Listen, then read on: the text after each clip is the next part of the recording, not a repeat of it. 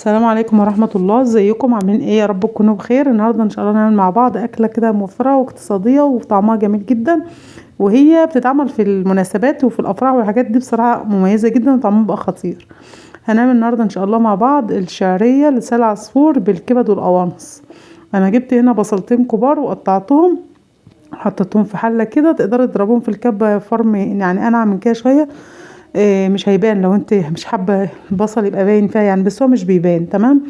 نزلت البصل لحد ما دبل معايا شويه، وهنا كنت غسلت القوانص وقطعتها ونزلت بيها على البصل، وهسيبهم مع بعض شويه. وحطيت بس ربع معلقه ملح مع البصل، تمام، عشان يدبل معايا بسرعه وما ينزلش ميته كده ولا كده يعني. تمام. وبعد ما القوانص هنا بدات تدبل يعني دبلت شويه مع البصل كده، لان طبعا تاخد وقت اكتر من الكبده وكده. نزلت هنا كان معايا كبدتين كده برضو، قطعتهم وحطيتهم وقلبتهم مع بعض شويه. وبعد كده انزل بقى بالبهارات، اللي هو فلفل اسود وكمون وكزبره ناشفه. تمام. بس كده. هو يعني ديت افضل بهارات تحطها، ما تحطش اكتر من كده. تمام. هنقلب فيهم شويه كده ونسيبهم يتشوحوا مع بعض ويشربوا من بعض كده، والكبده يعني تعمل دمها وكده. وبعد كده هننزل ضربت بالظبط معايا 5 طماطميات في الخلاط ونزلت بيهم كده. وهنا هبدأ احط بس حطيت هنا في الحتة ديت يعني ملح، تقريبا نص معلقة ملح، عشان طعم الكبد والقرص يبقى طعمه حلو. وسبتهم لحد زي ما انتم شايفين كده تسبكوا معايا. هي ما نشفتش مش عايزاها تبقى ناشفه قوي يعني، زي ما انتم شايفينها كده فيها صوص خفيف كده. وانا كنت هنا حمرت لسان العصفور في حلة تانية يعني، ويفضل تدي لون اغمق سيكة عشان خاطر يعني ما يستوى ما يبقاش معاكي فاتح. تمام. خلاص كده كنت محمراه، نزلت بيه وهقلب بقى الكلام ده كله مع بعضه. وهبدأ انزل عليهم بمية. تقدري تنزلي بمية مغلية، تقدري تنزلي بمية باردة، عادي اي حاجة. انا هنا نزلت بمية، وعايزة اقولك حط مية كتير يعني، مش عقد الرز، لا احط مية بزيادة يعني.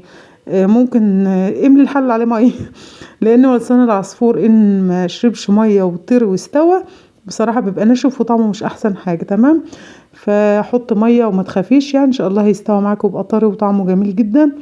يعني انا هنا تقريبا حطيت مش عارفة 1.5 لتر مية تقريبا يعني. هو بالتقدير بقى يعني، على حسب الكمية انت عاملاها، بس زود المية بس شوية. تمام. خلاص كده. وهقلب الكلام ده كله مع بعضه، وهحط الملح بتاعي. تمام. هنضيف بقى الملح وهنغطي عليه وما يغلي.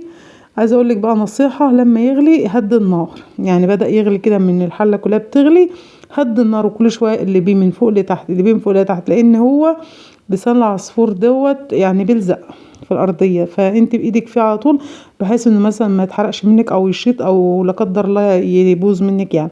فكل مثلا شويه قلبي من فوق لتحت، قلبي من فوق لتحت. تمام. لحد ما يستوي معاكي.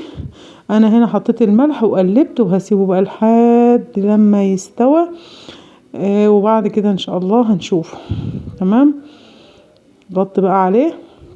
انا هنا في المرحله ديت كنت بوريلكم لما غلي، وهو شفتوا زي ما غلي كده كان لسه دي اول غلوه. قمت انا بقى مغطيه الحله بتاعتي ومهديه النار خالص، وسبته بقى يعيش مع نفسه. كل شويه اقلبه. بصراحه كان تحفه تحفه تحفه. هو ده المنظر النهائي والشكل النهائي. تحفه يا جماعه والله العظيم بجد مش كلام. جربوها. وانا عن نفسي لما بعمل الاكله دي بحمر جنبها بطاطس وسلطه، تبقى ممتازه جدا وبصراحه مشبعه جدا ومغذيه وطعمها ملوش حل. تمام كده. بس كده هو ده الفيديو بتاعي، وده فيديو لسان العصفور بالكبد والقوانص. فيديو جميل جدا وشعرية تحفة تحفة تحفة. بس كده هو ده الفيديو بتاعي، يا رب يكون عجبكم. ولو عجبكم الفيديو بتاعي متنسونيش لايك واشتراك في القناة وشير، واشوفكم فيديو جديد. جربوا لسان العصفور دوت في رمضان على فكرة، فطار جامد، واتعمل في العزايم برضو حلو قوي.